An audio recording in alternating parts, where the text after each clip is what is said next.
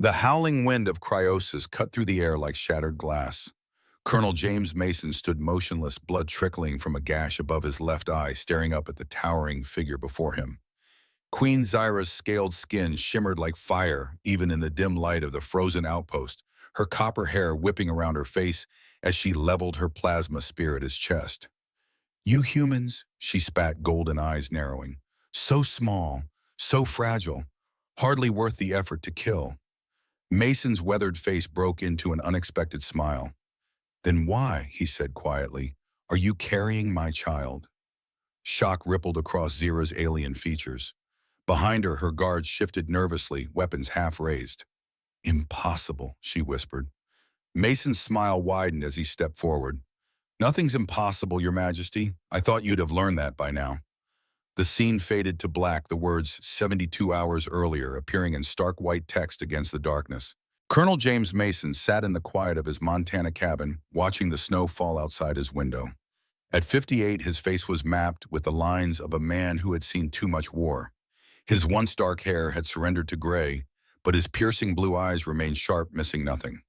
On the mantel sat medals from Desert Storm and Kosovo, reminders of battles he'd rather forget. The soft chime of his secure comm unit broke the silence. Mason frowned. That particular tone hadn't sounded in 3 years, not since his retirement from the United Earth Defense Force. "Mason," he answered, his voice gravel against silk. "Colonel." General Richard's voice was as crisp as the day Mason had served under him in the Gulf. "We need you for one last mission." Mason's laugh was dry, humorless. "You said that last time, Richard. This is different.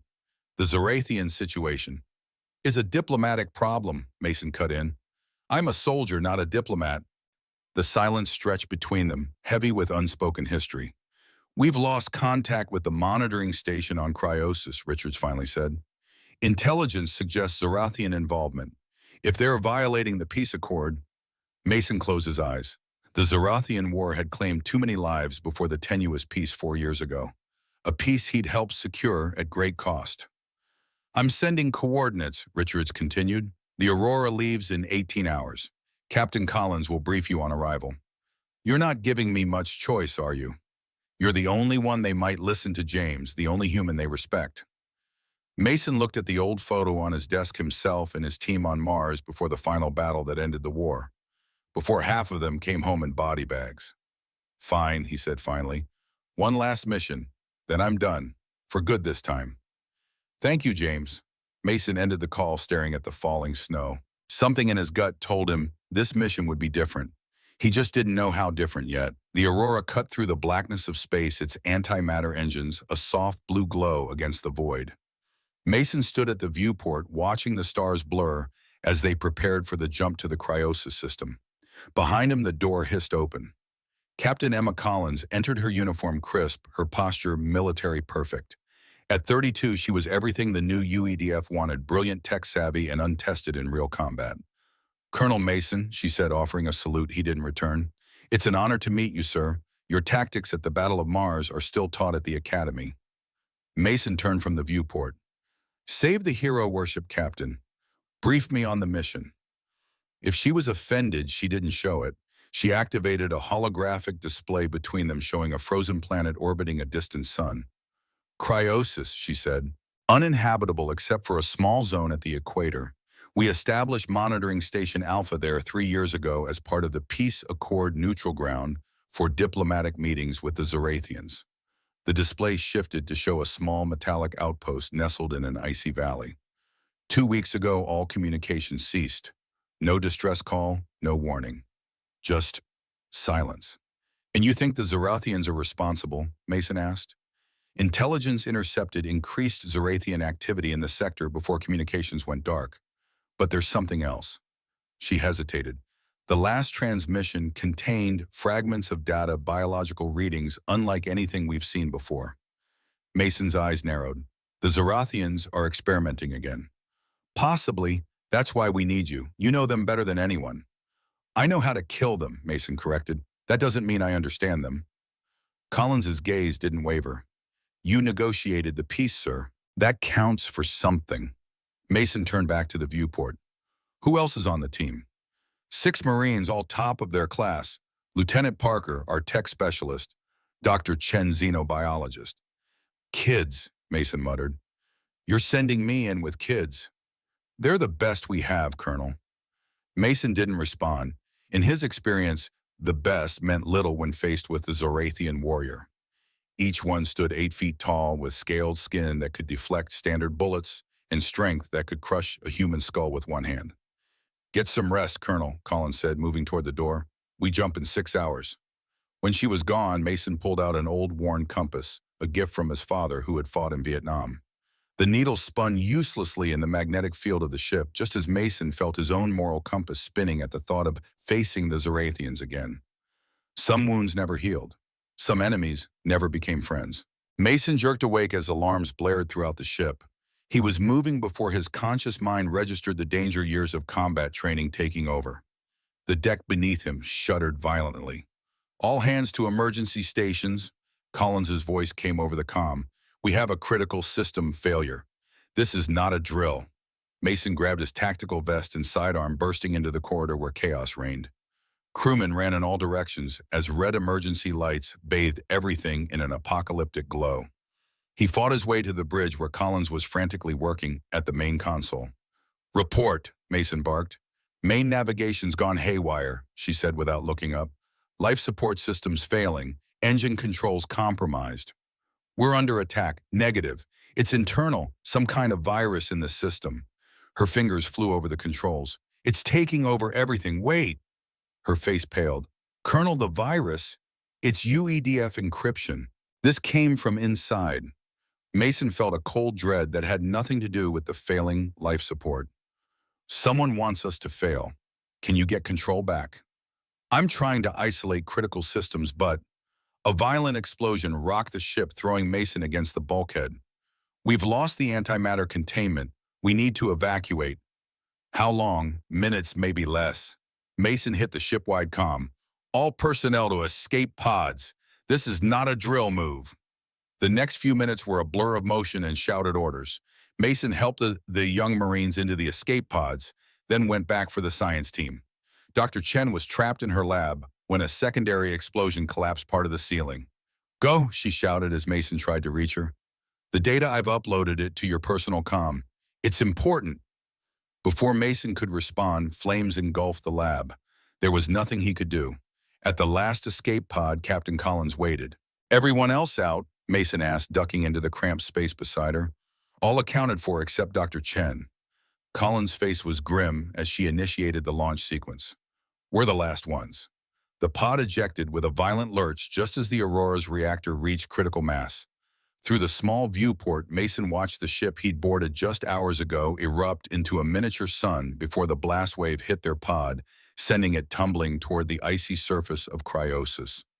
Brace for impact, Collins shouted, but her voice was lost as the pod's system shorted out, plunging them into darkness and silence. The last thing Mason saw was the white expanse of cryosis rising to meet them. Consciousness returned to Mason in painful fragments. Cold. So cold, it burned. The taste of blood in his mouth. The smell of fried electronics and smoke. The sound of wind howling through twisted metal. He forced his eyes open.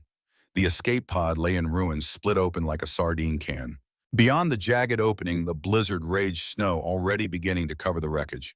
Collins lay slumped in her harness, a nasty gash across her forehead. Mason checked her pulse, weak, but there. Collins, he said, shaking her gently. Captain, wake up. Her eyes fluttered open, disoriented. Colonel, did we make it? We're down, but in one piece. Mostly. He helped her unbuckle. Can you move? She nodded, wincing. The others? Mason's face darkened. I don't know. Our pod was thrown off course by the explosion. We need to find shelter before this storm gets worse. He rummaged through the pod's emergency supplies, finding a med kit, emergency rations, a distress beacon, and 2 thermal survival suits rated for extreme cold. They'd need them. Cryosis was one of the coldest habitable planets ever discovered, with average temperatures of -70 degrees Celsius. As they donned the suits, Mason found a small tracking device hidden under the navigation panel. It was military grade, but not standard issue. Someone had planted it. Look at this, he said, showing Collins. Someone wanted to make sure we didn't make it here alive, or if we did, they wanted to know exactly where we landed. Collins examined the device, her expression hardening. UEDF technology. This confirms it. We were sabotaged from inside. The question is by whom and why? They had no answers, only the immediate problem of survival. With the supplies they could salvage strapped to their backs, they ventured into the blinding snowstorm. The landscape of Cryosis was a monochrome nightmare of white and gray. Wind-sculpted ice formations rose like alien monuments from the endless plains of snow. Visibility extended barely 10 feet ahead. Every step was a battle against the gale-force winds that threatened to knock them down. Mason led the way using his old military training to navigate by the faint glimmer of the system's distant sun, occasionally visible through breaks in the clouds. His mind raced with questions. Who had sabotaged the Aurora? What had happened to the monitoring station, and what data had Dr. Chen sacrificed herself to preserve? After an hour of trudging through knee-deep snow, Collins stumbled, falling face first into a drift. "I can't," she gasped as Mason pulled her up. "Need to rest." "No rest," Mason said firmly. "Rest means death in these conditions. Keep moving."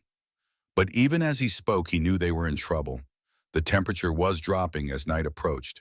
Without shelter, they wouldn't survive until morning. Then, through a momentary clearing in the storm, Mason saw a faint glow on the horizon. Too steady to be natural. "There," he pointed. "Light, man-made or Zorathian, I don't care. It's our only chance." With renewed purpose, they changed direction, fighting against the wind toward the distant glow. As they drew closer, Mason began to make out the distinctive architecture, angular crystalline structures that seemed to grow from the ice itself, not human design. "It's Zorathian," he said grimly, "a military outpost by the look of it." "Are we surrendering?" Collins asked, teeth chattering. Mason checked his sidearm. "We're seeking shelter under the terms of the peace accord. But stay alert. Peace is a relative concept out here." They approached the perimeter of the outpost where crystalline towers rose 50 feet into the air, glowing with an inner blue-green light that pulsed like a heartbeat. No guards were visible, but Mason knew they were being watched. Zorathians never left their territory undefended.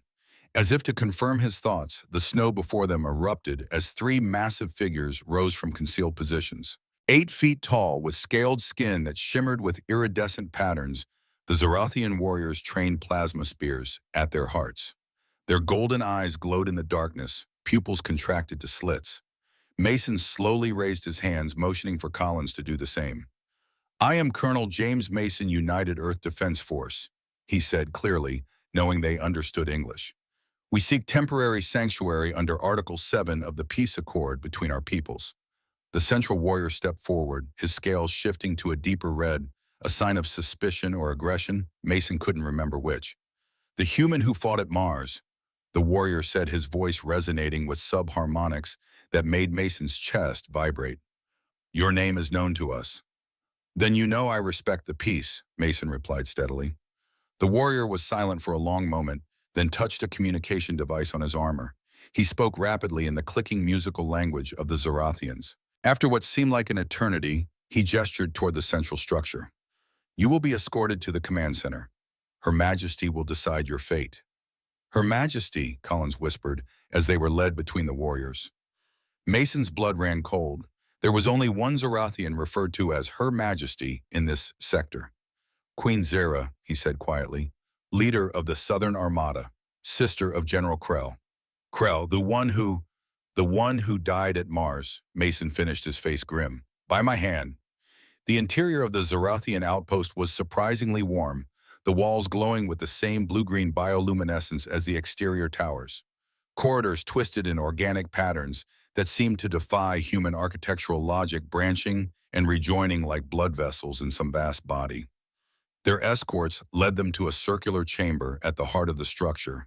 The ceiling soared 30 feet above a dome of what looked like ice but didn't melt in the warmth. In the center of the room stood a raised dais, and upon it a throne that appeared to be grown rather than built from the same crystalline material as the rest of the outpost. And on that throne sat Queen Zera. Even seated, her height was intimidating. Her scaled skin was a deeper red than the warrior's almost burgundy, with patterns that pulsed with golden light when she moved. Her face was more angular than human, with high cheekbones and a proud jawline, but still recognizably humanoid. Her eyes, however, were alien golden irises with vertical pupils that widened slightly as she regarded the humans before her. Copper-colored hair so fine it seemed almost like silk flowed down her shoulders, adorned with small, crystalline ornaments that chimed softly when she moved. She wore armor that seemed to be a second skin form-fitting, yet clearly protective, with sections that glowed with the same energy as their weapons. A circlet of some unknown metal sat upon her brow, symbols etched into its surface. "Colonel James Mason," she said, her voice melodious, yet carrying an undercurrent of danger. "The Butcher of Mars stands before me, seeking sanctuary." Mason kept his expression neutral, despite the insult. "I am a soldier who followed orders, Your Majesty, as did your brother." A ripple of tension passed through the guards. Zyra's scales flashed briefly with patterns of crimson and gold anger, Mason guessed. "You dare speak of him," she hissed, rising to her full height. Standing, she towered over Mason by at least 2 feet. "You who led the assault that took his life." "I led the defense that responded to his attack," Mason corrected, meeting her gaze. "An attack that violated the ceasefire negotiations already underway." Zira descended from her dais with fluid grace that belied her size. She circled Mason, slowly examining him as one might examine an unusual specimen. "You humans," she said softly, "so fragile in body, yet so dangerous in your deceptions. My brother believed the ceasefire was a ruse to allow your forces to regroup. It seems he was correct, given your presence here now." "We came to investigate the silence from our monitoring station," Collins interjected. "Our ship was sabotaged. We're not here as aggressors." Zira's attention shifted to Collins, her golden eyes narrowing. "And who might you be, small one?" "Captain Emma Collins, UEDF Science Division." "Science," Zira repeated, as if tasting the word. "Always your excuse for espionage." She returned to her throne, settling into it with regal poise. For several moments she simply observed them, her scales shifting through subtle patterns of color that Mason couldn't interpret. "The peace between our peoples is fragile," she finally said. "Some among my people and yours, I suspect, would prefer it broken." "Was that the purpose of your mission, Colonel?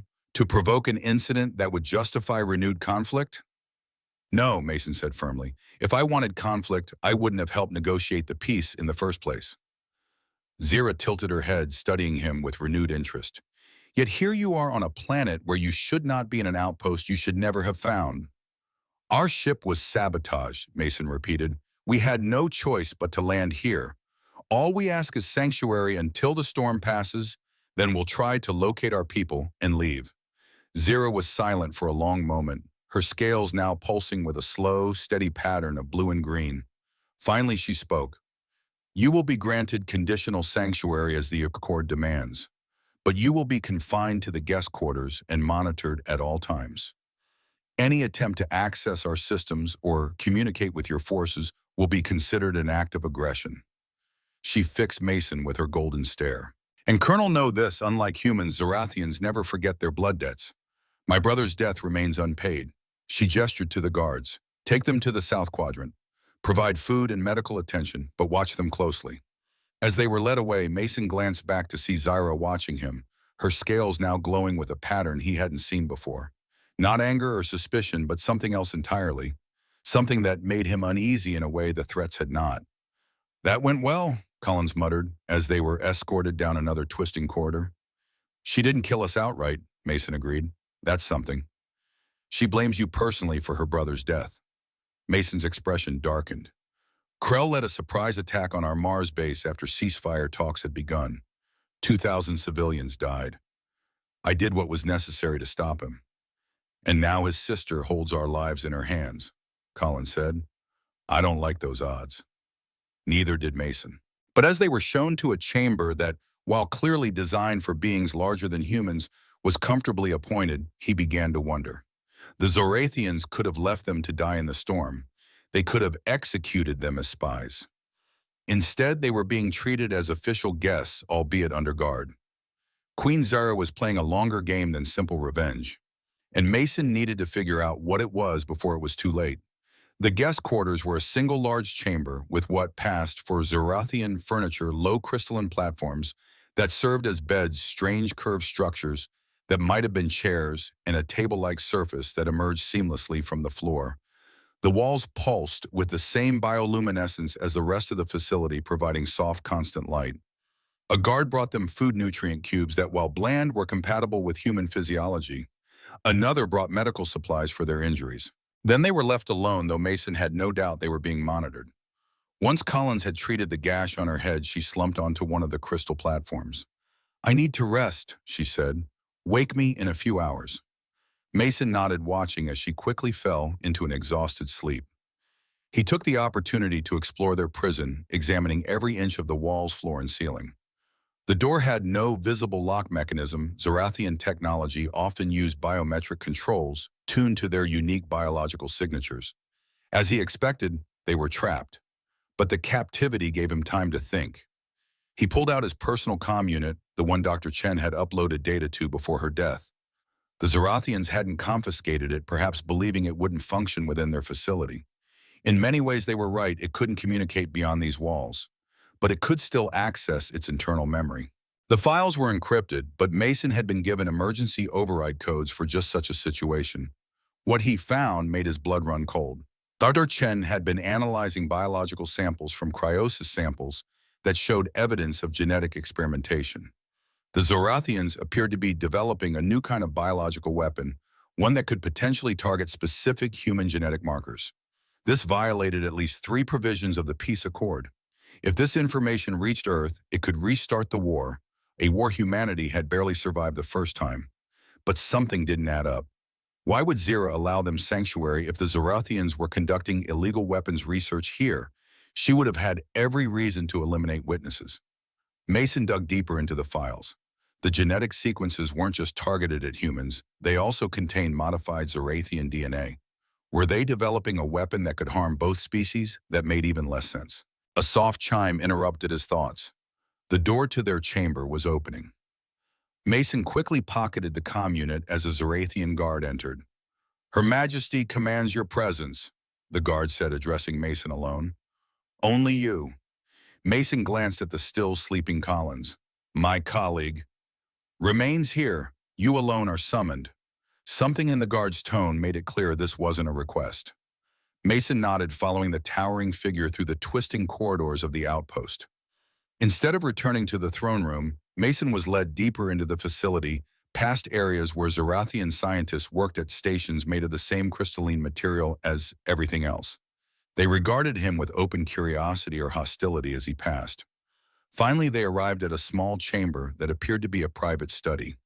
Queen Zyra stood with her back to the door, examining a 3-dimensional holographic display of what looked like molecular structures. "Leave us," she commanded the guard, who bowed and departed. For a long moment, she didn't acknowledge Mason's presence, continuing to manipulate the holographic molecules with graceful gestures of her long, scaled fingers. Finally, without turning, she spoke. "Do you know why we fought your kind, Colonel?" "Resources," Mason replied. "Territory, the usual reasons species go to war." Zira made a sound that might have been a laugh. "So simple, your understanding." "No, we fought because your genetic structure fascinated our scientists. Humans adapt so quickly, evolve so rapidly compared to us. We wish to understand this trait." She turned to face him, her golden eyes unreadable. "Did you ever wonder why we agreed to peace? We were winning." The question caught Mason off guard. It was true the Zorathians had been pushing humanity back on all fronts when they suddenly agreed to ceasefire talks. "I assumed your casualties were higher than we estimated," he said carefully. "Our casualties were acceptable," she replied dismissively. "No, we stopped because we had obtained what we needed, genetic samples from thousands of human prisoners, enough to conduct our research without further conflict." Mason felt a chill that had nothing to do with the planet's temperature. "You're creating a bioweapon." Zira's scales flickered with patterns that might have indicated amusement. "Is that what your scientists concluded from her stolen samples? How predictably human to assume the worst." She gestured to the holographic display. "This is not a weapon, Colonel. It is the future, a way to end conflict between our species permanently. By changing us or eliminating us, by understanding the fundamental biological barriers that make our species incompatible," she said, studying him intently. Humans and Zorathians cannot reproduce together. Our biochemistry is too different. This creates an unbridgeable gap between our peoples. We will always see each other, as potential enemies rather than potential kin. Mason stared at the display, beginning to understand. You're trying to create hybrids, Zorathian human crosses. We are exploring the possibilities, she corrected. A theoretical exercise permitted under the scientific cooperation clause of our treaty. Theoretical.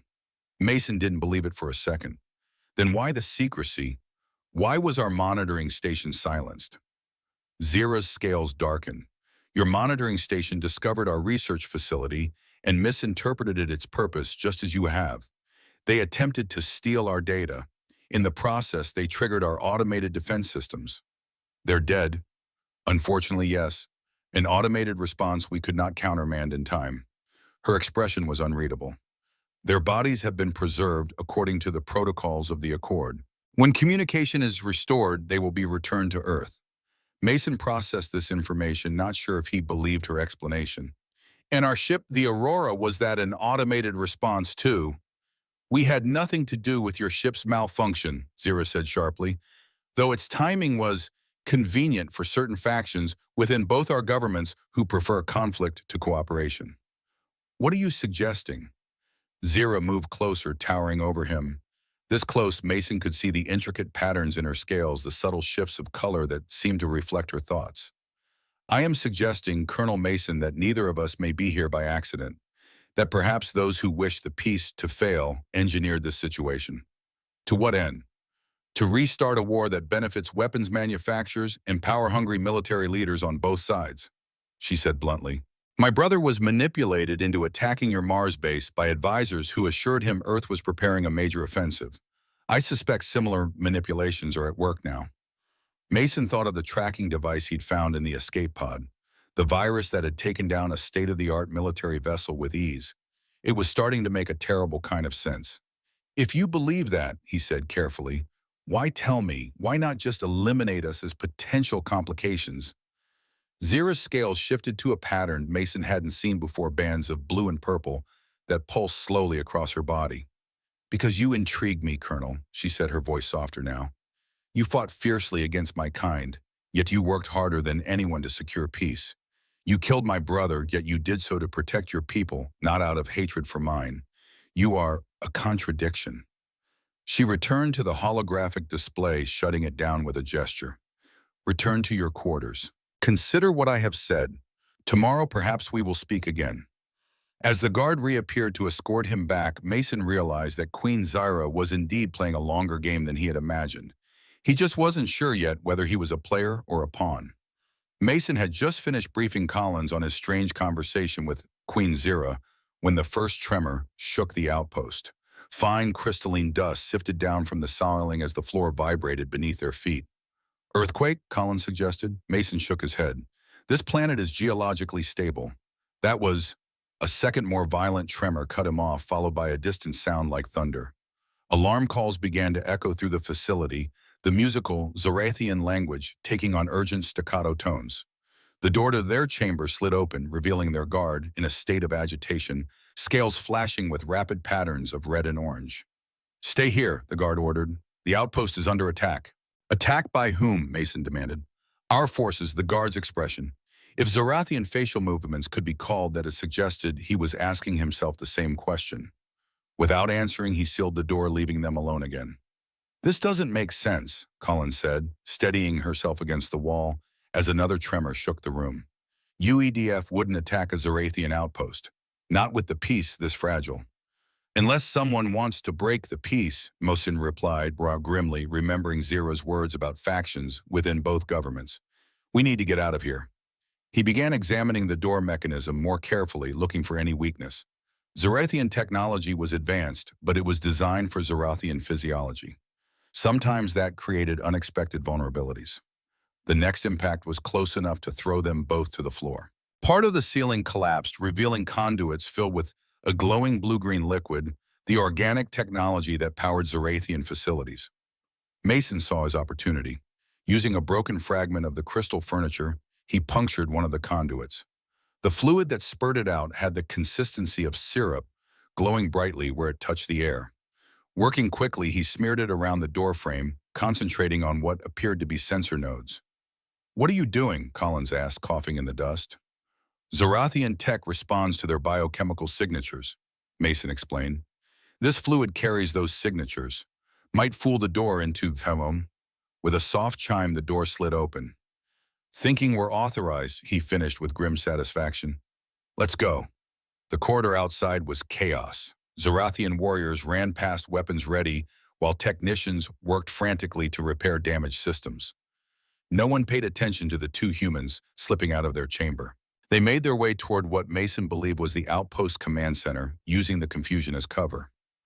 Through gaps in the damaged structure, they could see outside where the blizzard had temporarily abated to reveal a nightmarish scene. A massive creature moved through the snow, its form obscured by ice and darkness, but clearly huge, at least 30 feet tall, with the multiple limbs that seemed to phase between solid and vapor states. Where it touched the outpost's outer structures, they frosted over and shattered. "What the hell is that?" Collins whispered. "Frost behemoth," Mason said, recalling xenobiology briefings from years ago. "Native to Cryosis. Normally they stay in the polar regions, but something must have drawn this one to the equator. The outpost. Maybe, or maybe something the Zorathians are doing here." They reached a junction where four corridors met in a circular hub. Through one passage, they could see the command center where Queen Zira stood, amidst her officers issuing rapid orders as displays showed the creature's movements around the facility. "We should try to reach our escape pod," Collins suggested. "Use the distraction to get away." Mason was about to agree when a section of the outer wall suddenly caved inward, sending shards of crystal flying like shrapnel. A massive ghostly limb materialized through the breach, its surface crystallizing the air around it. Zorathian warriors opened fire with plasma weapons, but the creature seemed to shift its density at will, allowing the energy blast to pass through it harmlessly. It lashed out, catching two warriors and instantly freezing them solid. Through the chaos, Mason saw Queen Zira step forward, drawing a weapon unlike any he had seen before, a staff that glowed with internal fire, the antithesis of the ice creature's power. She wielded it with practiced skill, creating a barrier of heat that momentarily forced the creature back. But as she pressed her advantage, the floor beneath her gave way, weakened by the creature's cold aura. Zira felt the fiery staff spinning from her grasp. Without conscious thought, Mason found himself running toward her. Later, he would question why he didn't seize the opportunity to escape. In that moment, he only knew that if Zira died, any hope for peace died with her. He reached her as the behemoth's limb descended toward the fallen queen. Using all his strength, he dragged her clear of the attack, the creature's limb striking the floor where she had lain only seconds before turning it to brittle ice. Zira's golden eyes met his wide with surprise. For a frozen moment, they stared at each other. Enemies turned allies by circumstance. Then Mason spotted her fallen weapon. Rolling away from another attack, he snatched up the staff, feeling it hum with power in his hands. It was designed for someone much larger, but the principle seemed simple enough: direct the energy outward. He aimed at the creature's central mass and released the built-up power in a concentrated burst.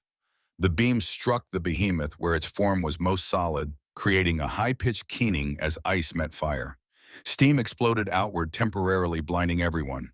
When visibility returned, the creature had retreated, leaving a gaping hole in the outpost wall, through which the howling blizzard now returned.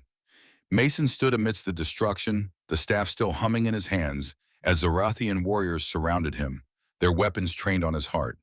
He carefully lowered the staff, placing it on the ground, and raised his hands in surrender.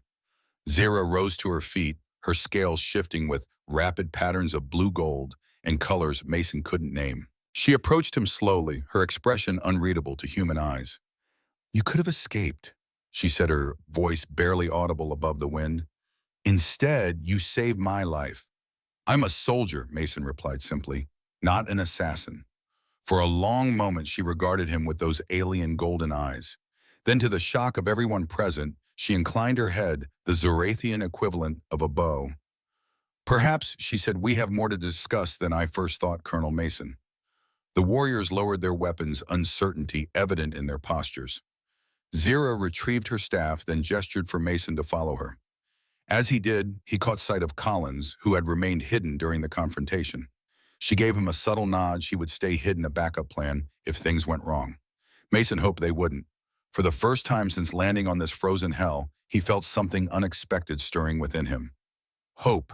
The blizzard howled through the gaping breach in the outpost wall, ice crystals swirling like miniature daggers in the air. Zorathian technicians worked frantically to seal the opening with emergency force fields, the translucent energy barriers shimmering as they solidified against the brutal cold. Queen Zira led Mason through the damaged command center, her scales still pulsing with unusual patterns of blue and gold. The Zorathian warriors parted before them, their expressions unreadable to human eyes, but their body language speaking volumes: confusion, suspicion, and something that might have been fear. Not fear of their queen, Mason realized. Fear of change. Zira paused before a crystalline doorway that pulsed with biometric sensors. She pressed her scaled palm against it, the patterns on her skin synchronizing with those on the door, until it slid open, revealing a private chamber beyond. "Enter," she commanded, her voice carrying that distinctive Zorathian harmonic that Mason felt more than heard. The room was clearly Zyra's personal quarters, larger than their detention cell, with furnishings that blended the crystalline architecture of the outpost with objects that appeared almost ceremonial. A wall displayed weapons of various designs, some clearly ancient. Another held what looked like star charts, but configured in a way Mason's human mind struggled to interpret. Zira sealed the door behind them. For a moment, she simply stood there, studying Mason with those golden, vertical pupilled eyes. "You continue to surprise me, Colonel," she finally said. "First at Mars, where you defeated my brother with tactics no Zorathian would have conceived. Now here, where you risk your life for your enemy." "Is that what we are?" Mason asked quietly. "Enemies." Zira's scales shifted to a deeper blue. "What would you call us? Survivors," Mason said simply. "Of a war neither of us started." A sound emerged from Zira that Mason couldn't immediately identify, a rhythmic vibration that he eventually realized was laughter, though nothing like human laughter. "Survivors," she repeated, moving to what appeared to be a food preparation area. She extracted 2 containers from a recessed compartment. "An accurate assessment." She handed one container to Mason. Inside was a liquid that glowed faintly blue. "It is compatible with human physiology," she assured him, "a nutrient suspension." Mason hesitated only briefly before taking a cautious sip. The liquid was warm with a taste like nothing he'd experienced before, something between honey and salt with undertones of citrus. Not unpleasant, but definitely alien. "Thank you," he said, "for the drink and for not killing me back there." "I could say the same," Zira replied, consuming her own portion in a single graceful motion. "The staff weapon you wielded against the behemoth is calibrated to my biological signature. It should have burned your hands to bone, yet you controlled it." Mason looked down at his hands. The skin was reddened but intact. "Lucky, I guess." "Zorathians do not believe in luck, Colonel. We believe in patterns, causality, purpose." Her golden eyes fixed on him with renewed intensity. "Your presence here has purpose beyond coincidence." Before Mason could respond, the chamber's communication system chimed. Zira touched a crystalline node on the wall, and a holographic display materialized between them. A Zorathian military officer appeared, his scales patterns indicating urgency. "My queen," he said, bowing his head, "we have detected approaching vessels. 2 signatures, one Zorathian, one human." Mason felt a jolt of both hope and dread. Rescue or the next phase of someone's plan to shatter the peace. "How long until arrival?" Zira demanded. "The storm is interfering with precise calculations, but approximately 6 hours for the Zorathian vessel, 8 for the human. Maintain monitoring. Alert me to any communication attempts. No response without my direct authorization." The officer bowed again and the display vanished. Zira turned to Mason, her scales now pulsing with rapid patterns of red and orange, concern perhaps, or calculation. "It appears our isolation is ending," she said. "The question becomes, are these ships coming to rescue us or eliminate us? You think they might be hostile? Your own people?" Zira's expression hardened. "Not all Zorathians embrace the peace, Colonel, just as not all humans did. My brother was part of a faction that believed coexistence with your kind was impossible." She gestured to the star charts on the wall. They believe our destiny is to rule this sector alone. And the human ship, perhaps your General Richards sent reinforcements when your vessel was lost. Or perhaps those who arranged your ship's destruction are ensuring no witnesses remain. Mason considered this. The sabotage of the Aurora had been too precise, too effective to be the work of amateurs. And the tracking device he'd found in their escape pod suggested someone wanted to make certain they were found dead or alive. We need to find out who's on those ships, he said, and we need to be prepared for either outcome. Agreed, Zira said. She studied him for a moment longer, then appeared to come to a decision. Your companion, the female officer. Where is she now? Mason hesitated. Collins was his ace in the hole, his backup plan if things went wrong. You did not truly believe I was unaware of her escape during the behemoth attack? Zira asked, her scales rippling with what might have been amusement. My warriors reported her movements, but I ordered them not to interfere. I wished to see what you would do. Testing me, evaluating you, she corrected. And you have proven interesting. Now, however, we must consolidate our position. If both ships approaching harbor those who wish to destroy the peace, we will need all resources at our disposal. Mason nodded slowly. She's gathering intelligence, trying to find a way to contact our people. Bring her here, Zira said. I give you my word as queen that no harm will come to her. We have 6 hours to prepare for whatever arrives with those ships. We should not waste it fighting amongst ourselves. Mason studied Zira's alien features, trying to detect deception. But Zorathian expressions were not human expressions. In the end, he had to rely on instinct, the same instinct that had kept him alive through decades of combat. I'll find her, he agreed. But first I want to know exactly what's happening in this outpost. What experiments you're conducting that were worth sabotaging our monitoring station. Zira's scales shifted to a deep, steady purple, a color Mason hadn't seen before. Very well, Colonel. Truth for truth. Follow me. Zira led Mason deeper into the outpost, past areas that had clearly been damaged in the behemoth attack.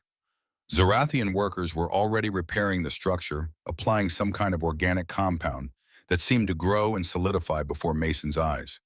Their technology, he was reminded, was as much biological as mechanical. They descended several levels via a gravity lift, a tube of energy that slowed their fall to a gentle float. At the bottom, Zira pressed her palm against another biometric scanner, and massive doors slid open to reveal a laboratory complex unlike anything Mason had seen before. The chamber was vast, its ceiling at least 30 feet high, necessary to accommodate the Zorathians who worked at various stations around the perimeter. The center of the room was dominated by a large cylindrical tank filled with a luminescent fluid. Suspended within it was... Mason stopped in his tracks, his breath catching in his throat. The being in the tank was neither human nor Zorathian, but somehow both. Smaller than a full-grown Zorathian, but larger than a human with scaled skin and patches across otherwise smooth flesh.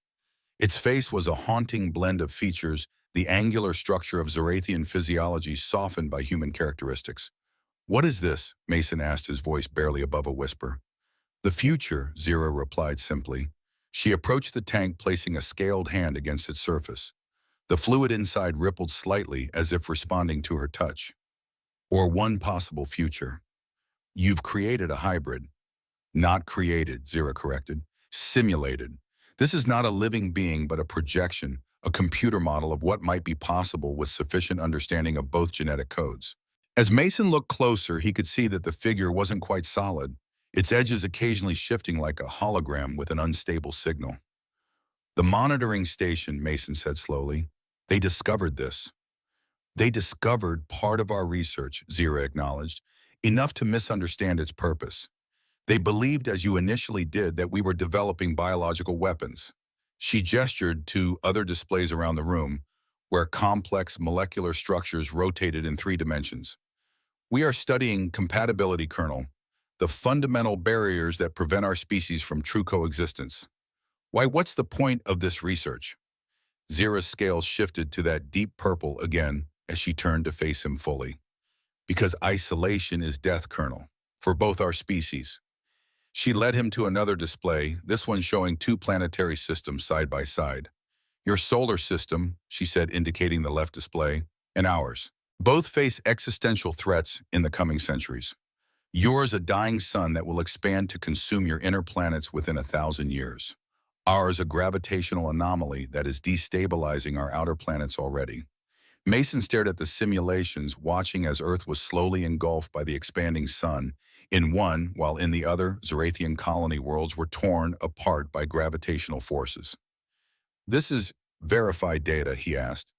Your own scientists have calculated your sun's life cycle, Zira said, though I suspect they have not shared the timeline with your general population.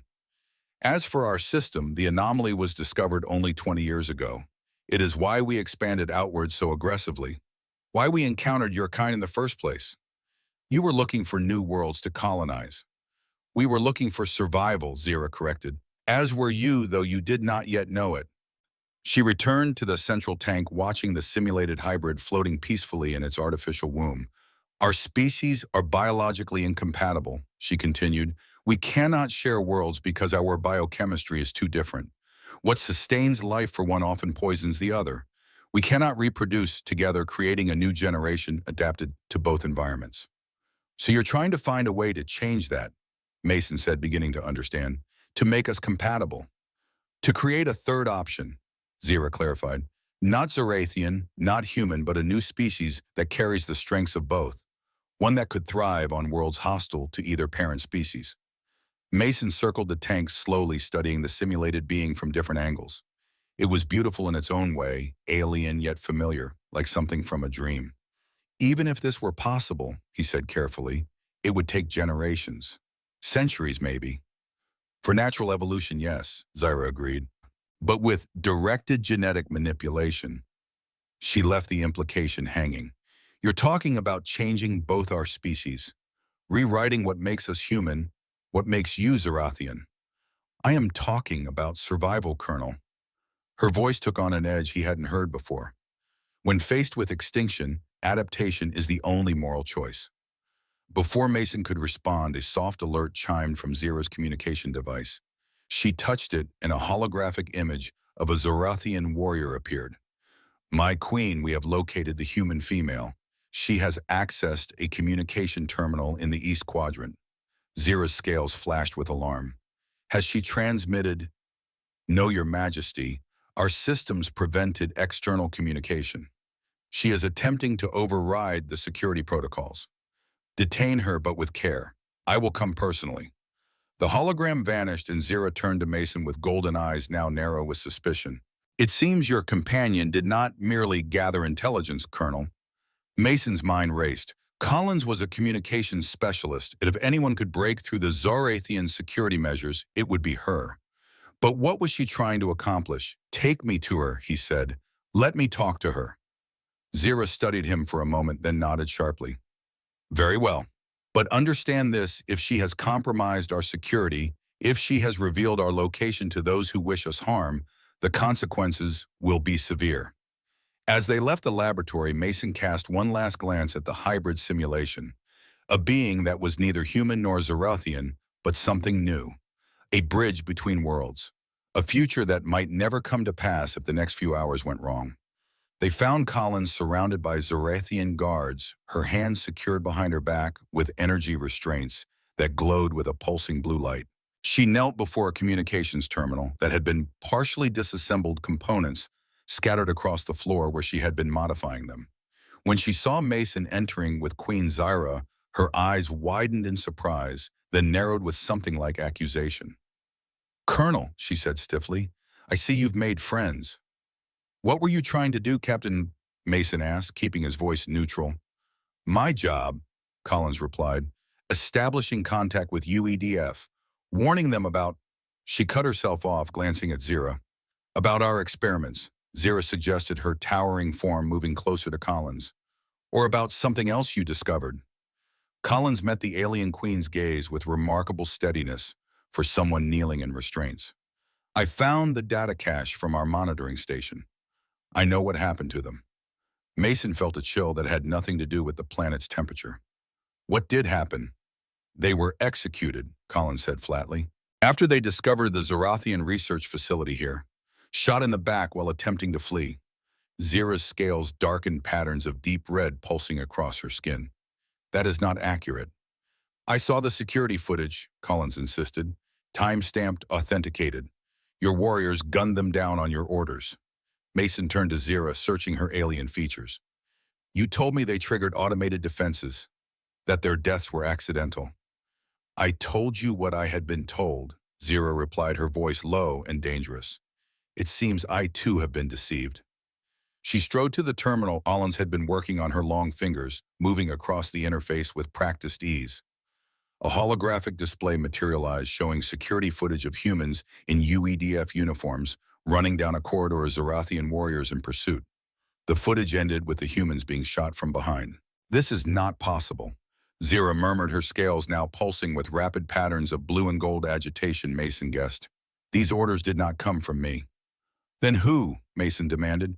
Zira's golden eyes narrowed to slits. My brother's former second-in-command, General Drax. He oversees security for this quadrant. Convenient, Collins said bitterly. Blame the subordinate. Silence, human, Zira hissed, her height seeming to increase as she loomed over Collins. You know nothing of our command structures. If Drax ordered these executions, he did so in direct violation of my authority. And the experiments? Collins pressed, seemingly unintimidated. The hybrid research, was that unauthorized too? Zira's expression shifted, scales calming to a steadier pattern. The research is authorized, but not for the purposes you imagine. We seek coexistence, not dominance. So you say. Mason stepped between them before the confrontation could escalate further. The approaching ships, he said. One is Zarathian. Could it be this General Drax? Zira considered this, her posture slowly relaxing from its aggressive stance. It is probable. Drax commands the nearest battlecruiser. If he detected your vessel's destruction, he would investigate. And if he's been working against the peace, against your authority, Mason continued, he'd want to eliminate any evidence, including us. And you, my queen, Collins added unexpectedly. If he's willing to execute UEDF personnel against orders, what's to stop him from eliminating you as well? Make it look like humans did it, restart the war with him as the avenging hero. Zira's scales rippled with new patterns, surprised perhaps at Collins's rapid grasp of Zarathian politics. A bold strategy, but not impossible for one with Drax's ambition. She touched her communication device again. Bring the human female's restraints and escort us to the command center. We must prepare for Drax's arrival. As they moved through the corridors, Mason fell into step beside Collins. How much did you really find? He asked quietly. Enough, she replied just as softly. The hybrid research is real. But there's something else, something I couldn't access before they caught me. A sealed file labeled Genesis Protocol. Mason frowned. Any idea what it is? No, but whatever it is, they're protecting it even more carefully than the hybrid research. They reached the command center, which had been mostly repaired after the behemoth attack. Zarathian officers moved with purpose between stations, preparing for the approaching vessels. Zira took her position at the central command, dais the restraints removed from Collins as a gesture of tentative trust. Show me the approaching vessels, Zira ordered. A three-dimensional display materialized in the center of the room. Two ships were visible, moving through the cryosis system. The Zarathian vessel was larger, a battlecruiser bristling with weapons. The human ship was smaller, faster, a UEDF rapid response frigate. The Zarathian ship will arrive first, a tactical officer reported.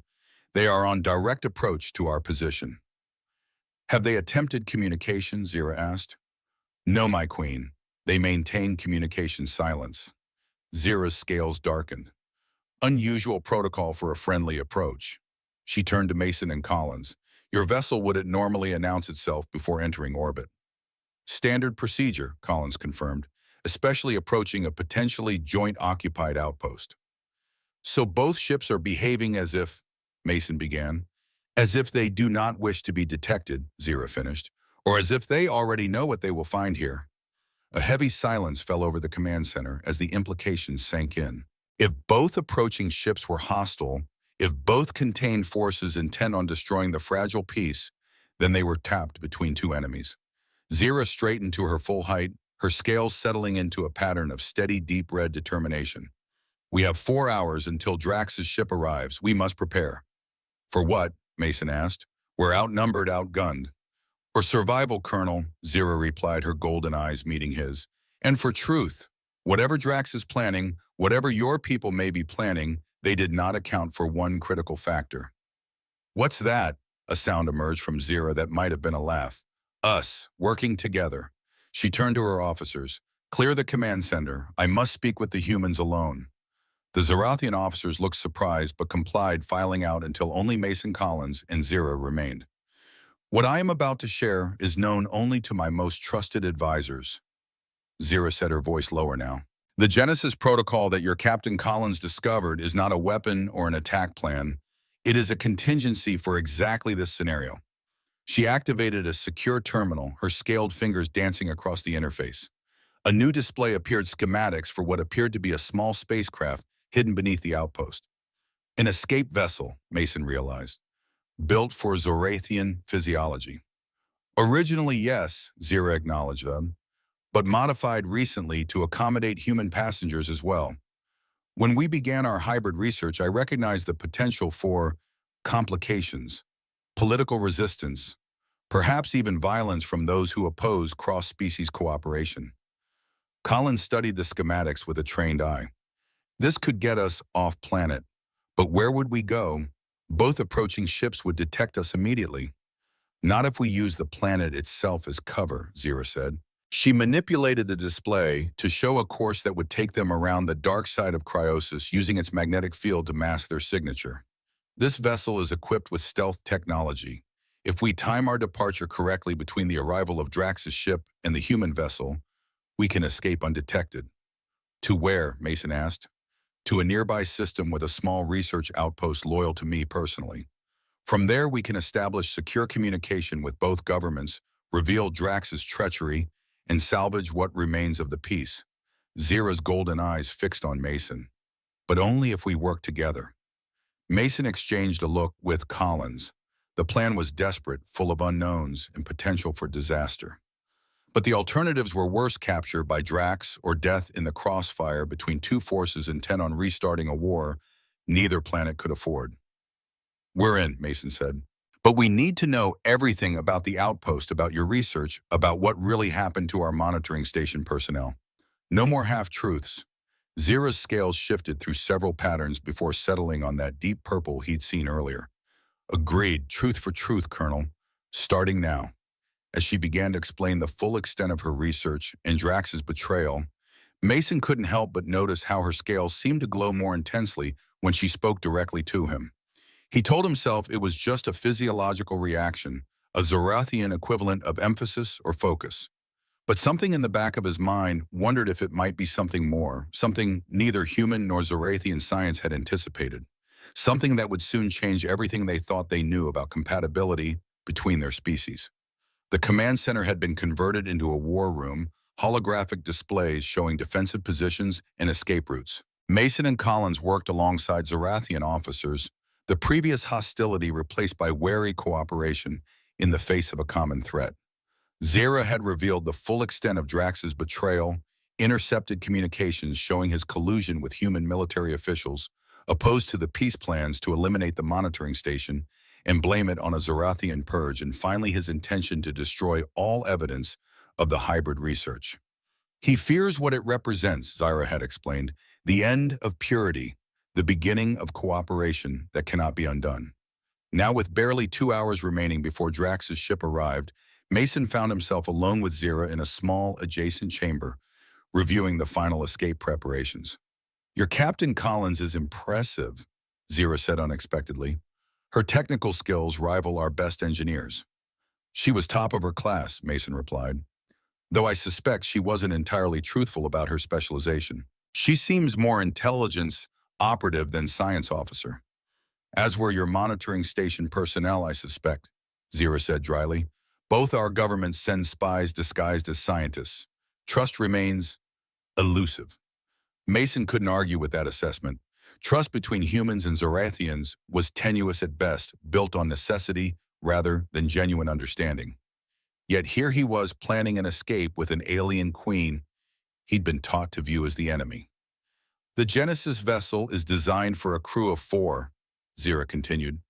"Myself, you Captain Collins, and my chief science officer, Cora.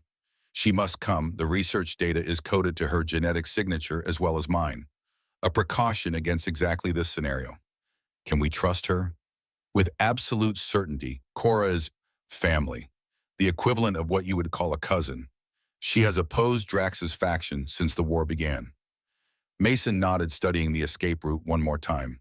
It was dangerous launching during a narrow window when Drax's sensors would be recalibrating for atmospheric entry, then using the planet's magnetic field to mask their signature until they could make a jump to the neighboring system.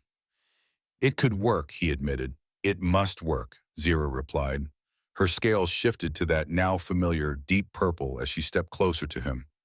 Even with her towering height, there was something almost vulnerable in her posture now.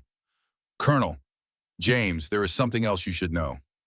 The use of his first name caught Mason off guard.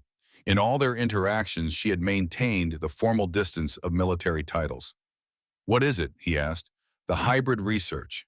It is not merely theoretical. Not anymore. Mason frowned him. But you said the figure in the tank was just a simulation. It is, but we have progressed beyond simulations in certain specific areas of compatibility research.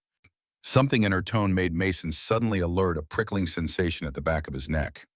What areas exactly? Zira's scales rippled with patterns he hadn't seen before, rapid pulses of purple and gold that seemed almost to form coherent shapes before dissolving again.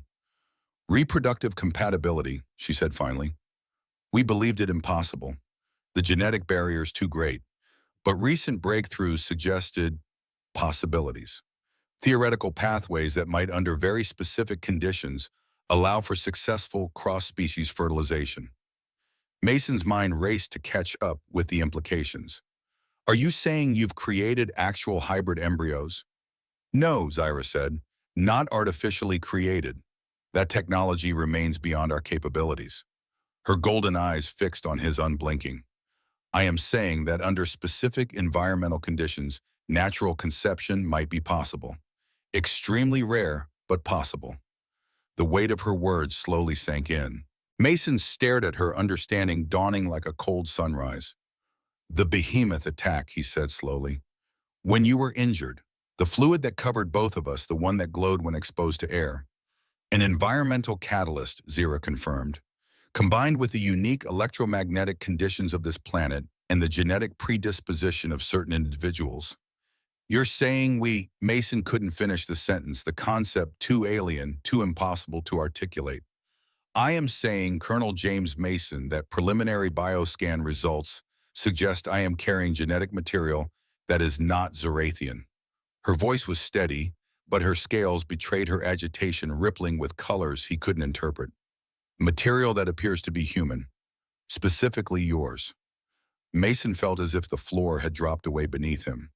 The concept was so far beyond his understanding, so completely outside his frame of reference, that his mind struggled to process it. That's not possible, he finally managed. Even with environmental catalysts, our species are too different. The catalyst fluid, Cora explained, entering the room and showing them molecular diagrams on a portable display, contains unique proteolytic enzymes that temporarily restructure cellular membranes, allowing genetic material to cross barriers previously thought impermeable. Cryosis's unusual magnetic field creates quantum tunneling effects at the molecular level, further facilitating genetic exchange that would be impossible anywhere else in the galaxy. So we believed, Zira agreed. Yet here we are. The impossible made possible through a combination of factors we never anticipated. The research, the planet's unique properties, the specific genetic markers you and I both carry. She trailed off, watching him closely. This changes everything, James, for both our species. Before Mason could respond, Collins's voice came through the communication system. Colonel, we have a problem. The Zerathian ship has accelerated. New arrival time estimated at 30 minutes. Reality crashed back with jarring force. Whatever this new revelation meant, whatever impossible future it might herald, they first had to survive the next hour. We'll continue this discussion later, Mason said, already moving toward the door. Assuming we live that long. Zira's hand caught his arm, her scaled fingers surprisingly warm against his skin. This is why the Genesis Protocol must succeed, James, not just for peace between our species, but for what might come after. Their eyes met one final time before they returned to the command center, human blue meeting alien gold, both filled with the same determination. Survival first. Then they would face the impossible together. The command center pulsed with frantic activity as the Zorathian ship entered Cryosis's upper atmosphere, its massive form visible even through the swirling blizzard that had returned with renewed fury. On the tactical display, the vessel's weapon systems glowed an ominous red, fully powered and ready to fire. "No hailing attempts," reported a Zorathian officer, scales flickering with tension. "They are conducting a combat approach."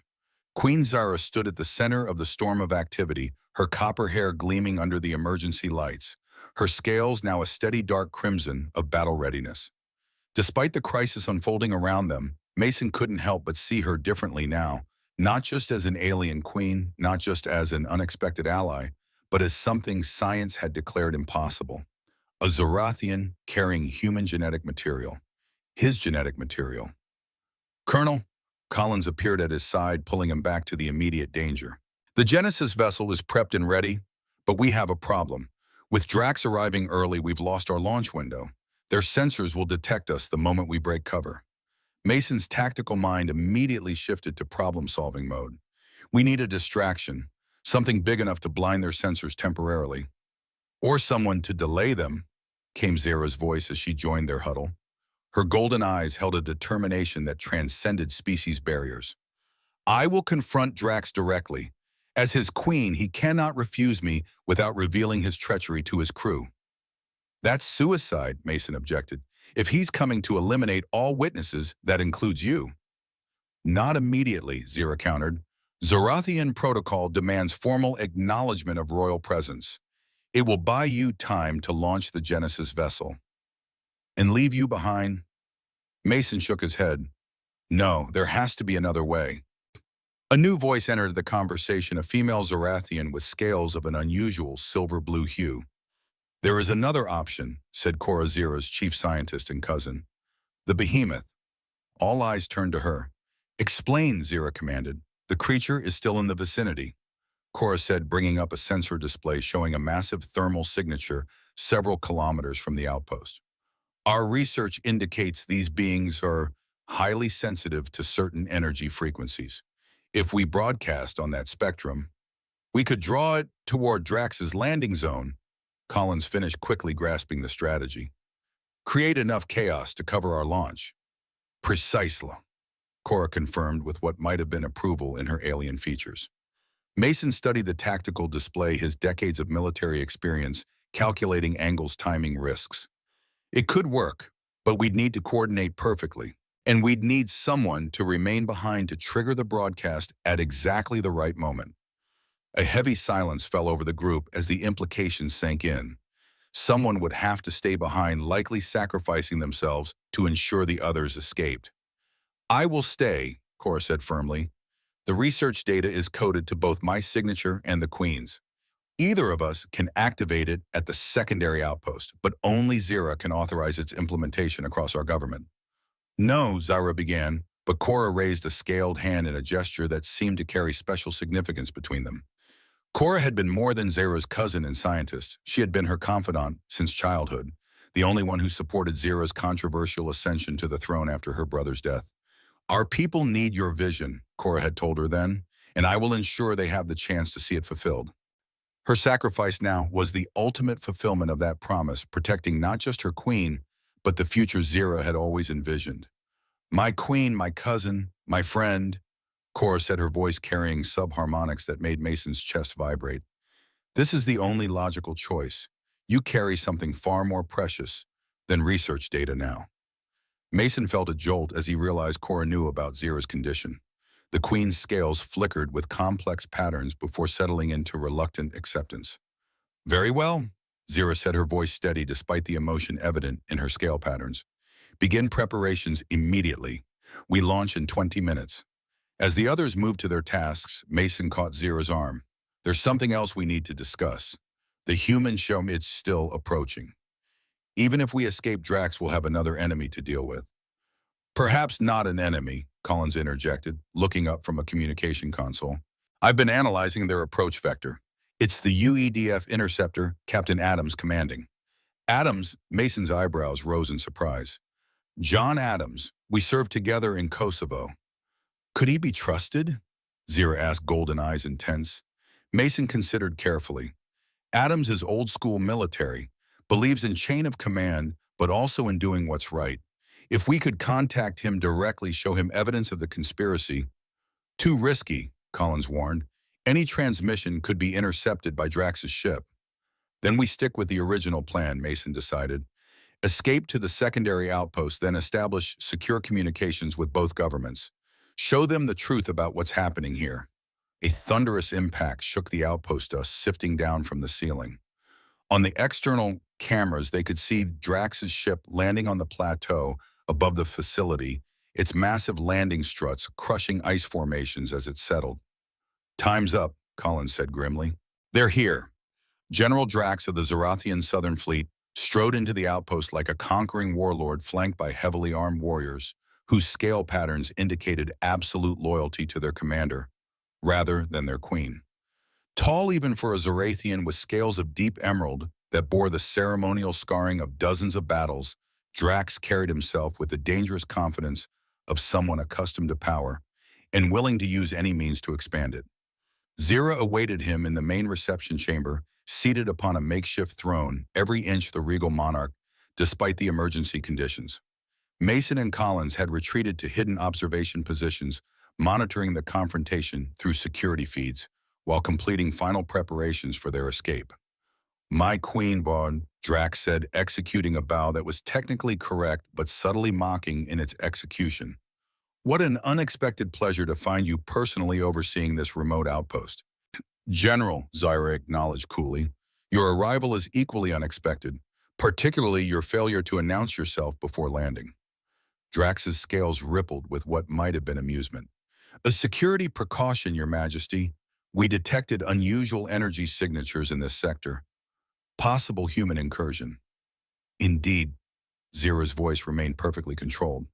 How fascinating that you would detect such signatures given that this outpost's communications have been non-functional for some time, almost as if someone had deliberately disabled them. A flicker of unease passed across Drax's scales before he mastered it. A troubling coincidence, one I intend to investigate thoroughly. His golden eyes scanned the chamber. I see evidence of damage. What has occurred here? A frost behemoth attack, Zira replied. Quite unusual for one to venture so far from the polar regions, almost as if it were attracted to something. The verbal sparring continued, each participant probing for weakness while revealing nothing. Watching from their hidden position, Mason marveled at Zira's composure. She was buying them precious minutes with every carefully crafted response.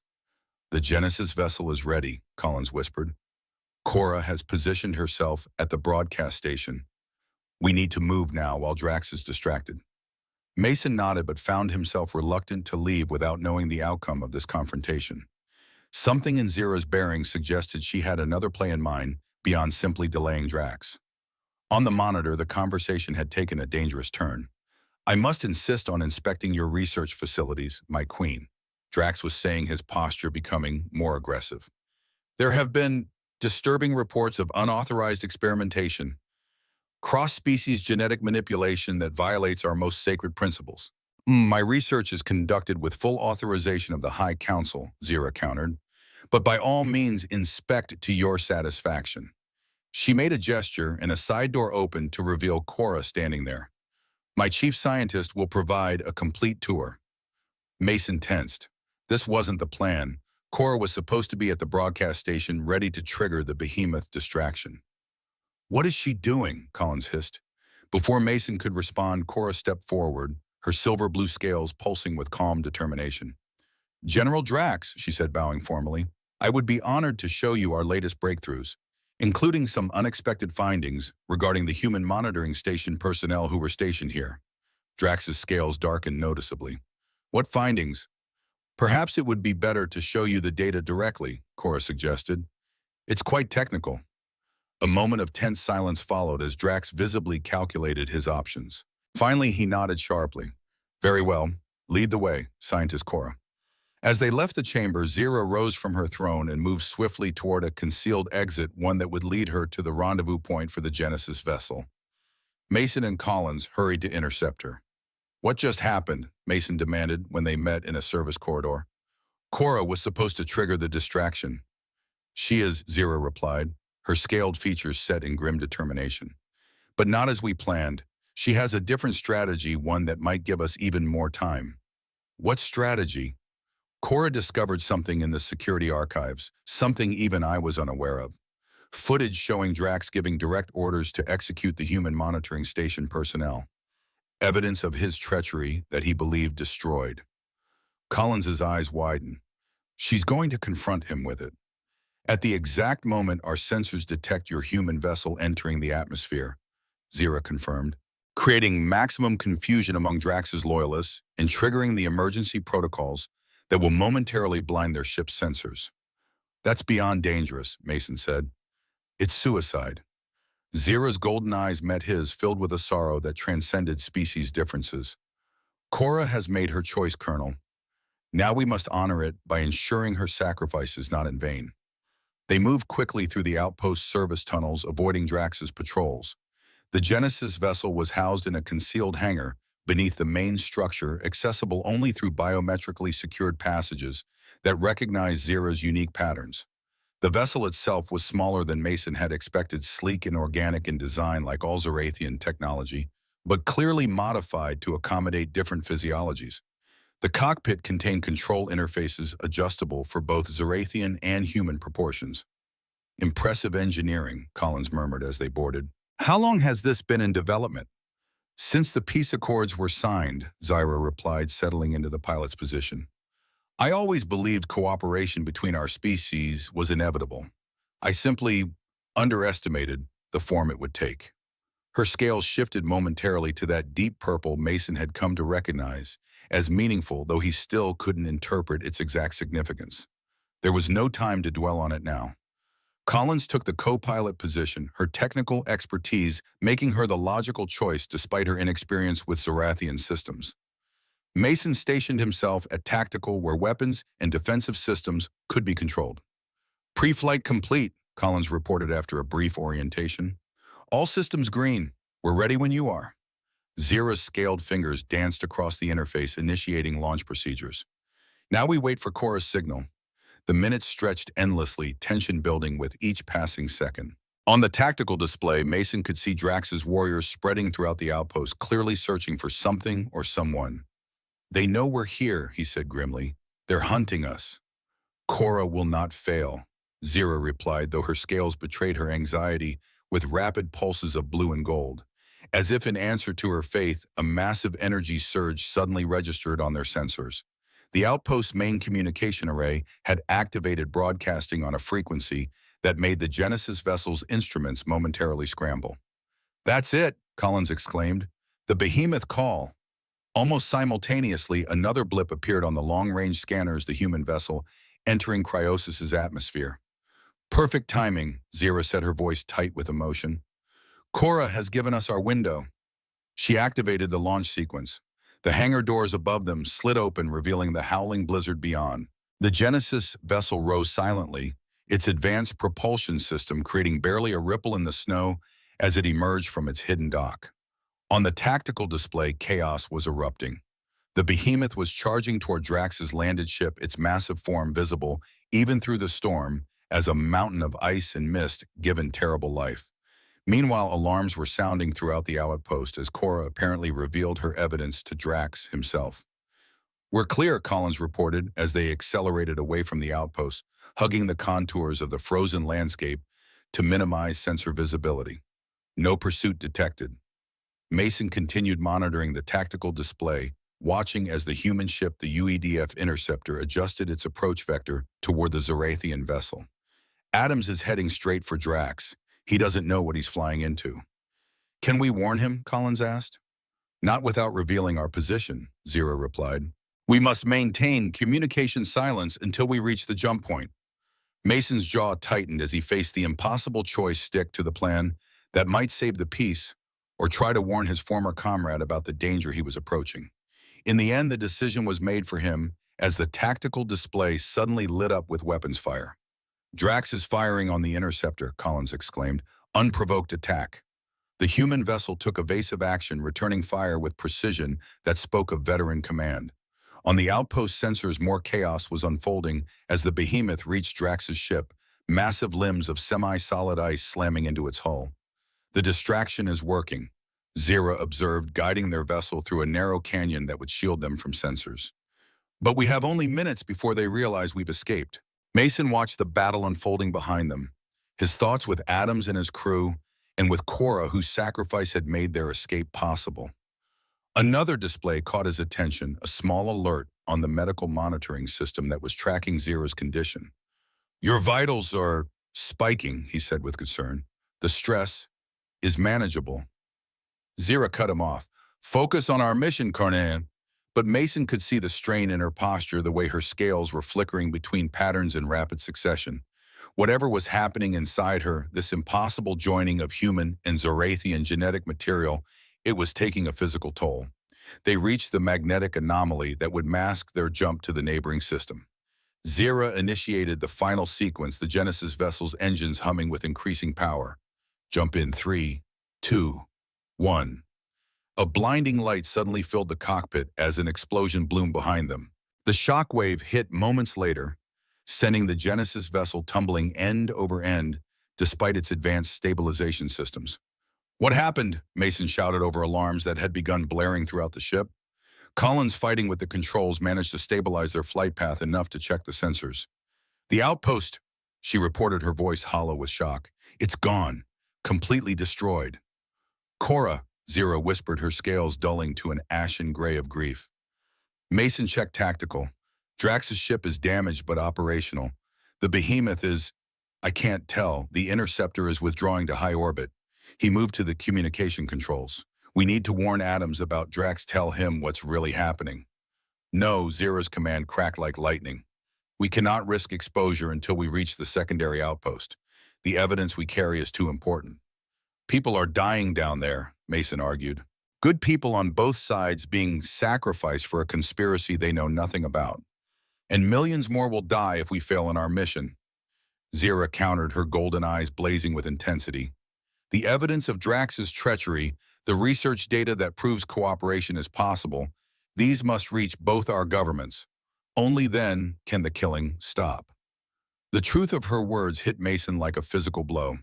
This was larger than any individual life, even the lives of friends and comrades. It was about the future of two species that had spent too long trying to destroy each other. "Approaching jump point," Collins reported tensely. "Engines at maximum." On the tactical display, a new alert appeared. Drax's ship had detected them, was turning to pursue, but it was too damaged, too slow to catch them before they made the jump. "Jumping now," Zira announced, her fingers dancing across the controls. The stars outside the viewport streaked and blurred as the Genesis vessel tore a hole in space-time, leaping across the void to the neighboring system and to whatever future awaited them there. The secondary outpost was hidden on the third moon of a gas giant, its existence unknown to all but Zira's most trusted advisors. Unlike the military facility on Cryosis, this outpost was primarily scientific in nature, a research station built into the moon's natural cave systems, powered by geothermal energy that left minimal thermal signature. They landed in a concealed hangar carved from the moon's porous rock, greeted by a small contingent of Zorathian scientists who seemed both shocked and awed by their queen's unexpected arrival. Their surprise only increased when they saw the human passengers accompanying her. "Prepare the secure communication chamber," Zira ordered as they disembarked, "and bring medical equipment to my private quarters immediately." Her scales had taken on a worrying pallor, patterns pulsing erratically in a way that clearly concerned the other Zorathians. Mason caught her arm as she swayed slightly. "You need rest," he said quietly. "Later," she replied with characteristic determination. "First, we must contact both governments. Reveal Drax's betrayal before he can spread his version of events." The Outpost Communication Center was a marvel of Zorathian technology capable of sending encrypted transmissions that would be nearly impossible to intercept or trace. While Collins worked with the Zorathian technicians to establish connections with both Earth and the Zorathian High Council, Mason helped Zira prepare the evidence they had brought from Cryosis. "Are you sure about this?" he asked as they sorted through the damning files. "Once we reveal the hybrid research, there's no going back. Both our species will have to confront what it means." Zira's golden eyes met his, filled with a resolve that transcended physical exhaustion. The time for secrets is over, Colonel. Our future, both our people's future, depends on truth, however uncomfortable it may be. The communications were established simultaneously, a three-way link between the outpost UEDF High Command on Earth and the Zarathian Council chambers.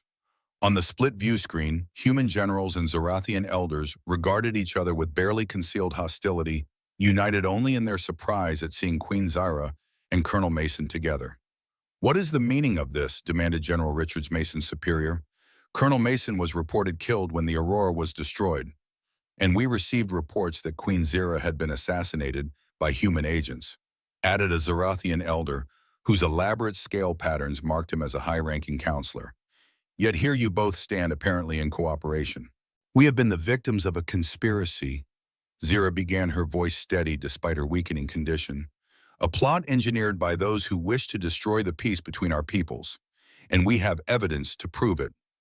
What followed was a careful presentation of the facts they had gathered: Drax's unauthorized execution of the human monitoring station personnel, the sabotage of the Aurora traced to collaborators within the UEDF, and finally the truth about the research being conducted on cryosis. "Hybrid genetics." General Richards looked incredulous. "You expect us to believe this research was for peaceful purposes?" "The evidence speaks for itself," Mason replied, stepping forward. "Queen Zira's scientists weren't developing weapons. They were exploring ways our species could coexist, share environments that would otherwise be hostile to either species alone." "A noble goal," said the Zarathian counselor, though his scales betrayed skepticism, "but one that violates our most ancient taboos against genetic manipulation." General Drax was right to be concerned. Drax wasn't concerned, Zira countered sharply. He was afraid. Afraid that success would mean an end to the divisions he exploits for power. Afraid that cooperation would replace conflict.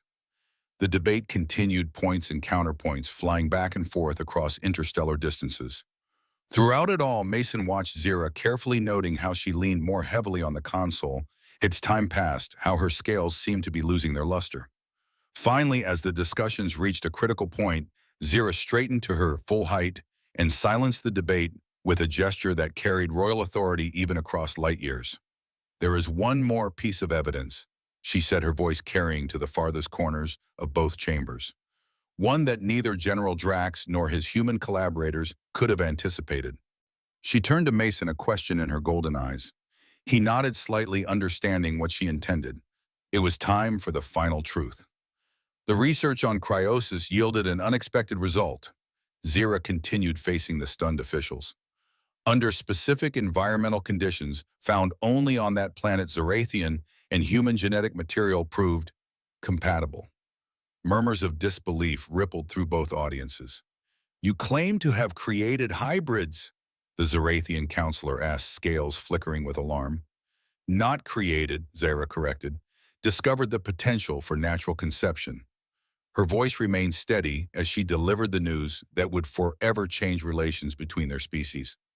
"I am carrying such a hybrid, a child with both Zarathian and human genetic markers." The silence that followed was absolute. On the Earth side, General Richards's face had gone pale. On the Zarathian side, the counselor's scales had frozen in patterns of shock. "Impossible," someone finally whispered. "I believe so too," Zira replied. "Yet it has happened. And while this specific instance may be the result of unique conditions that cannot be easily replicated, the fact remains our species are not as incompatible as we have always believed." Mason stepped forward to stand beside her. "This changes everything, not just scientifically, but philosophically, politically. It means we have a choice: continue fighting over territories that can support only one of our species, or work together to create a future where both can thrive." The discussions that followed were tense, filled with questions neither of them could fully answer. How had this happened? Was it replicable? What would the hybrid child be like? What were the implications for both species' futures? Through it all, Zira maintained her royal composure, though Mason could see the toll it was taking on her. When the transmission finally ended with agreements for immediate ceasefire, Drax's arrest and a joint scientific commission to verify their claims, she nearly collapsed. Mason caught her supporting her weight as Collins quickly summoned the medical team that had been waiting nearby. You need treatment, he said as they helped her to her private quarters. Whatever is happening inside you is unprecedented, Zira finished weakly. No Zorathian physician has experience with human Zorathian conception. They are uncertain how to proceed. The gravity of their situation hit Mason anew. They had survived Drax's betrayal, escaped cryosis, and potentially saved the peace, but now faced an entirely different challenge, one for which there was no roadmap, no precedent. In Zira's private chambers, Zorathian medical equipment hummed as physicians conducted scans of their queen's changing physiology. Mason stood nearby feeling oddly protective, despite knowing there was little he could do. The genetic fusion appears stable, reported the chief physician, a female Zorathian with mottled gray scales that indicated advanced age and experience. But it is placing unusual demands on Her Majesty's biological systems. Adaptations are occurring that we do not fully understand. Will she recover? Mason asked, not caring that his concern was obvious to everyone present. The physician's scales shifted in what might have been uncertainty. I believe so. The Queen's physiology is strong, but this is uncharted territory, Colonel Mason. We simply don't know what to expect. When the physicians finally left, promising to return with treatment protocols based on their preliminary findings, Mason found himself alone with Zira. She lay on a resting platform designed for Zorathian anatomy, her copper hair spread across the surface, her scales glowing with a faint inner light that pulsed in rhythm with her heartbeat. You should rest, she said, surprising him. You've been awake for nearly 40 hours. So have you, he pointed out, taking a seat beside her platform. And you're the one growing an impossible child. A sound emerged from her that might have been a laugh. Impossible, she repeated, a word that has lost much of its meaning these past few days. They sat in companionable silence for a moment, both processing the magnitude of what had occurred and what was still unfolding. What happens now? Mason finally asked. With the peace with us, Zyra's golden eyes studied him thoughtfully. The peace will hold, I think. Drax's faction has been exposed, their credibility destroyed. Your General Richards seemed genuinely shocked by the evidence of collaboration within his own ranks. And us, Mason pressed gently. Her scales shifted to that deep purple he had seen before, a pattern he now suspected might indicate emotional vulnerability, something rare for a Zorathian queen. That is more complex, she admitted. But protocols exist for this situation. No precedent in either of our histories. Then we make our own precedent, Mason said simply, one step at a time. He reached out hesitantly, placing his hand over hers, the first voluntary touch between them that wasn't dictated by crisis or necessity. Her scaled skin was warm, almost feverishly so, yet the texture was not unpleasant against his human flesh. I never imagined, Zira said softly, when we fought at Mars, when you defeated my brother, that we would find ourselves here. Enemies become allies, become something else entirely. Life is full of surprises, Mason replied with a slight smile. Some better than others. Zira's scales rippled with new patterns, something he was beginning to interpret as amusement or perhaps affection. Indeed, Colonel, indeed. A soft chime interrupted them as Collins requested entry. She entered bearing news from Earth confirmation that the conspirators within the UEDF were being arrested, that the interceptor under Captain Adams had safely returned to Earth space, and that preparations were already underway for the Joint Scientific Commission. They want you both to testify, Collins concluded, in person once travel is deemed safe. Mason looked to Zira, raising an eyebrow in silent question. We will go, she decided after a moment's consideration. Together, our child, she paused, the words still strange on her tongue, represents the future we've been fighting for, a future of cooperation rather than conflict. It is fitting that we should be the ones to introduce that future to both our worlds. As Collins left to make the arrangements, Mason found himself contemplating that future, uncertain, unprecedented, but suddenly rich with possibilities that neither humans nor Zorathians had dared imagine. It won't be easy, he said quietly. There will be resistance on both sides. Fear, prejudice. Of course, Zira agreed, her royal confidence returning despite her physical weakness. Change never is easy, but necessary change always finds a way. Like water through stone, like life in the void, it is inevitable. She placed her free hand over her abdomen, where something impossible was growing, a new life that was neither fully human nor fully Zorathian, but something altogether new. a bridge between worlds. Our child will never be alone, she said with sudden fierceness. That I promise James Mason. Whatever comes, whatever challenges arise, this child will know both worlds, both heritages, and will be stronger for it. Mason found himself believing her. Against all odds, against seemingly insurmountable biological barriers, they had created life together. Surely that same determination could forge a new path forward for both their peoples. Together then, he said, tightening his grip on her hand, one step at a time. The Joint Commission would establish a permanent research outpost on cryosis with scientists from both species working together to understand the unique properties that had made this miracle possible. Meanwhile, diplomatic teams were already drafting new accords that would transform the fragile peace into genuine alliance with provisions for shared territories, technological exchange, and mutual defense. The path ahead remained challenging, but for the first time it was a path both species would walk together. Outside the viewport of Zera's chamber, the gas giant rose over the moon's horizon, its swirling storms a palette of colors neither Earth nor the Zerathian homeworld had ever known. Different alien, beautiful reminder that the universe held more wonders than either species had yet discovered. Wonders they might now explore together as allies rather than adversaries, as creators of a future neither had imagined possible, a future that against all odds had already begun.